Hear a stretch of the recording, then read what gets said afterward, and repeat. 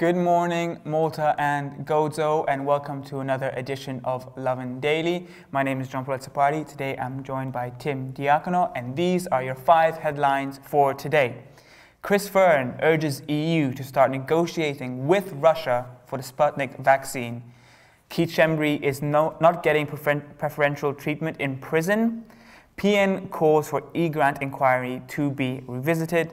HAMRUN Spartans president Portelli outlines his Champions League dream, and women in Malta are struggling to get their tubes tied. Tim?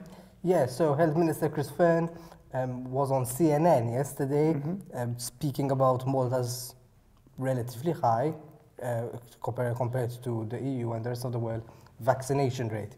And his explanation was quite solid. He's basically saying, look, there's a lot of criticism about the way the EU managed to set up its framework. However, Malta used all opportunities possible, anticipated a potential supply issue, and so over-ordered in the eventuality, and it seems to be working. And so he's saying, don't blame the mechanism. If anything, it's the fault of the country, so we didn't order enough vaccines through the mechanism, which is a good point. And in fact, he's using this to tell the European Commission to start negotiating with Russia, as of now, for the eventual possible approval of the famous Sputnik 5 vaccine. Yeah, I mean, again, for Malta, it doesn't mean so much that if the EU does procure the Sputnik 5 vaccine, because we have enough doses as it is, like you had mentioned before. But obviously, in the context of the EU, which has a notoriously sluggish rollout, procuring more vaccines and the Sputnik 5 would mean a lot for the bloc in general, and also for the world. Eventually, when the EU comes to the stage where it starts delivering its vaccines to other countries in Africa and Asia and whatnot that have yet to start vaccinating its people, it's important we procure as many vaccines as we can.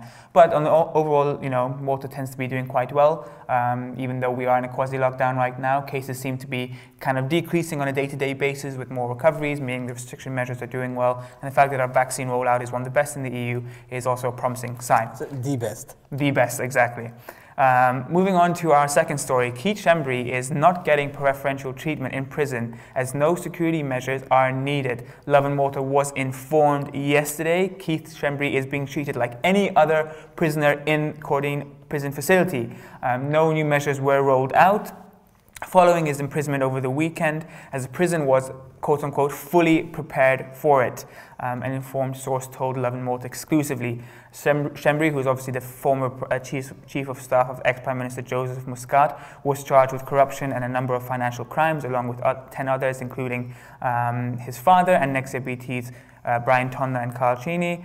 They were all imprisoned when their request for bail was denied. Some concerns were raised that obviously SCHEMBRI is now joins Jorgen Fenech in prison, and whether they would rub shoulders with one another.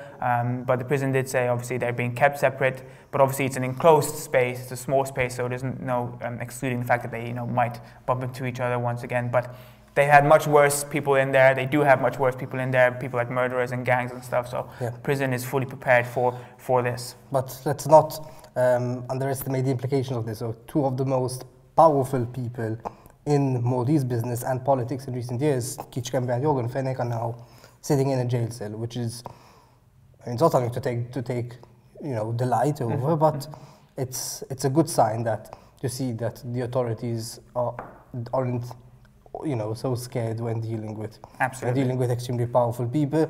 Quick note: the cases, because there's more than one, will begin on Thursday.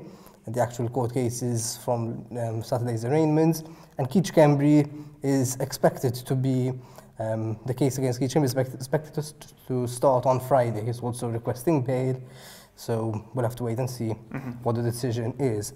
Moving on, the Nationalist Party is calling for the EGRANT inquiry to be revisited in light of the arraignment of ex-ABTs Brian Tonna and Carl Cini on several charges, which include the falsification of documents. Now, this seems to be the controversy that refuses to go away. There was an inquiry, that was the major story of the 2017 election. Daphne Caruana Galizia had written it. There was an inquiry. It found no evidence that the Prime Minister owns this company. But now it's been resuscitated. And look, I think it's a fair point. As in, at the end of the day, the inquiry found out that, okay, Joseph Muscat doesn't own the company. It didn't say who owns it. I think it's a fair point. I think the nation deserves to know who owns it, why it was set up, and let's put this to rest once and for all. Yeah, some sense of closure, I suppose, in the whole EGRANT case. In fact, Joseph Muscat had to have his word on it after the PN called for it to be reopened. He took to Facebook, hitting out at the Nationalist Party, saying that certain people within the party aren't after the truth, but after revenge against him and his family, because they'll never forgive me, quote, for how I repeatedly won the nation's trust and ensure that no one can no longer use it, and so on. So ensure the nation's trust. So yeah, Joseph Muscat hit back at the EGRANT, at PN for the EGRANT inquiry, saying it's nothing but a way of them seeking revenge on him and what he did for the country and won their trust. Moving on to our fourth story, HAMRUN Spartans president Joe Portelli has outlined his dream for the team to make it to the Champions League. Yesterday, or over the weekend in fact, Joseph Portelli did his first official interview as the new HAMRUN Spartans president, where he described his ambitions for the team, which include, among other things, becoming the first Maltese team to compete at the Champions League. Quite a big dream, quite an ambitious goal, but not one that doesn't seem, not one that isn't impossible, so to speak. Portelli has done a lot for HAMRUN Spartans over the past few months, and even more now he's become president, turning a team that, was really kind of a mid-table Premier League team into now at the forefront of the Premier League, at the top, and most likely going to win the Premier League, in fact, after a drought of 30 years. He said initially his ambitions was to arrive as the top 3 teams in the Premier League standings, but now obviously they might win the Premier League, and then from there to compete in Europe, and then obviously to compete in Champions League. In order to do so, they've had quite an aggressive scouting campaign, bringing in huge players like Sergio Doumbia and also others like Claude Lielna. His interview was quite revealing about the mindset of HAMRUN Spartans and their ambitions to where to go. He spoke about a lot of things, including the ambitions to create a new stadium, as well as the marketing and social media that has gone into the HAMRUN Spartans, which I think many of us have noticed over the past few months. With their kind of quite high professional and high quality social media channels, which he said that he has a total of about 15 people working on and off on all social media channels. So it's great to see that a Maltese team really is kind of trying to push to take football to the next level, and really strive for the bigger leagues and push the goals and their dreams higher. Yeah, absolutely. The only issue I see is that you can bring a team to take a team to the next level, but then if they're competing constantly against teams of a lower level, they won't really get that same experience to actually do well in the Champions League, and that could be an issue moving forward as well, that they'll be too good compared to the other Maltese teams. On to our final story, a number of women have spoken up about the financial problems they face when trying to get their tubes tied to permanently prevent pregnancies. And there's a bit of a debate going on as to whether there should be a service provided by the state, that the state will fund this kind of treatment to stop women getting pregnant.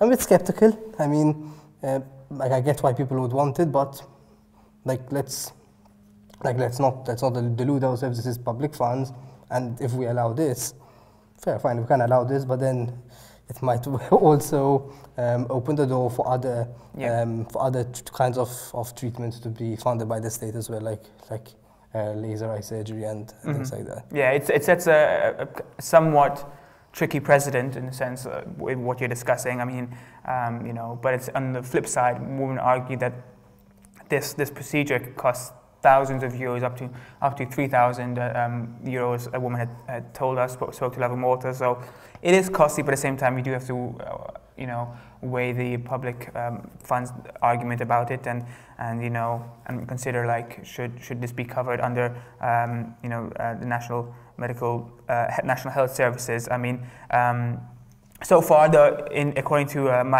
practitioner Matt Day, tubal ligation can only be offered unless it's required for medical reasons. So in the case where there's serious mental health issues at risk, or the patient has 3 cesarean births, so it's only allowed in those for those reasons. But for the rest of it, yeah, it's a costly procedure with benefits and disadvantages at the same time.